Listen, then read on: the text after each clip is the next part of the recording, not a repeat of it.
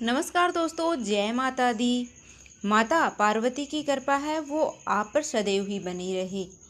सुहागिन महिलाओं के लिए करवा चौथ का बहुत ही अधिक महत्व होता है।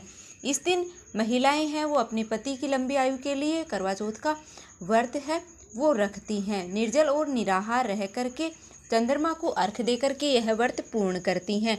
करवा चौथ के व्रत में कथा का भी बहुत ही महत्वपूर्ण स्थान होता है।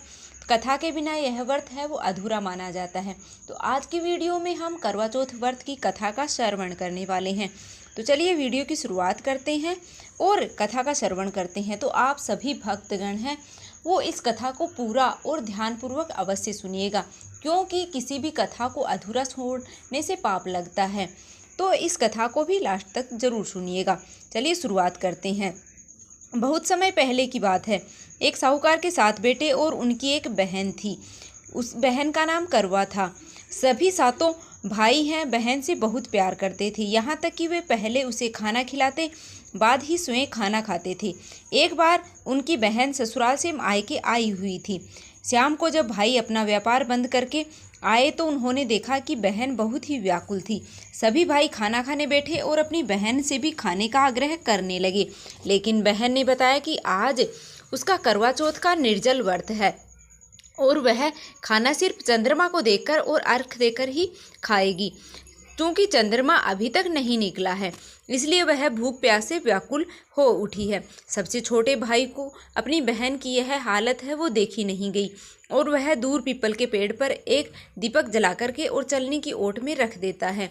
दूर से देखने पर ऐसा प्रतीत होता है कि जैसे चतुर्थी का चांद उदित हो रहा है। इसके बाद भाई अपनी बहन को बताता है कि चांद निकल आया है, तुम उसे अर्घ देने के बाद भोजन कर सकती हो। बहन खुशी के मारे सीढ़ियों पर चढ़कर चांद को देखती है, उसे अर्घ देकर खाना खाने बैठ जाती है। वह पहला टुकड़ा मुंह में डालती है तो छींक आ जाती है, दूसरा डालती है उसमें बाल निकल आता है और तीसरा मुंह में डालने की कोशिश करती है तो उसके पति की मृत्यु का समाचार है उसके ससुराल से आता है। वह बौखला जाती है।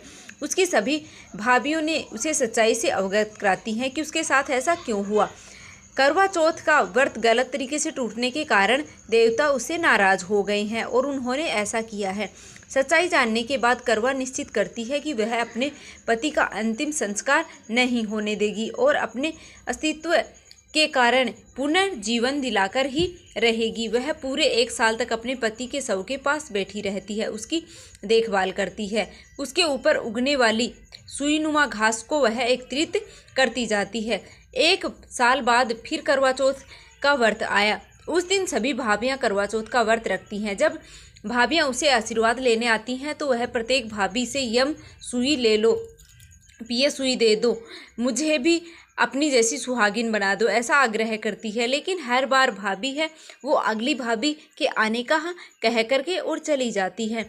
इस प्रकार जब 6ठे नंबर की भाभी आती है तो करवा उसे भी यही दोहराती है। यह भाभी उसे कहती है क्योंकि सबसे छोटे भाई की वजह से ही उसका व्रत टूटा था, अतः उसकी पत्नी में ही शक्ति है कि वह तुम्हारे पति को दोबारा जीवित कर सकती है, इसलिए वह आए तो उसको पकड़ लेना और जब तक तुम्हें अरे पति को जिंदा ना कर दे उसे छोड़ना मत, ऐसा कहकर चली जाती है।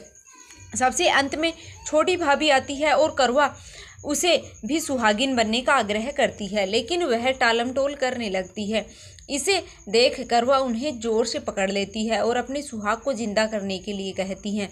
भाभी उसे छुड़वाने के लिए नोचती है, घचोटती है, लेकिन करवा नहीं छोड़ती है। अंत में उसकी तपस्या को देख भाभी पसीज जाती है और अपनी छोटी अंगुली चीर करके उसे अमृत और उसके पति के मुंह में डाल देती है। करवा का पति तुरंत ही श्री गणेश करता हुआ उठ बैठता है। इस प्रकार प्रभु कृपा से उसकी छोटी भाभी के माध्यम से करवा को अपना सुहाग वापस मिल जाता है।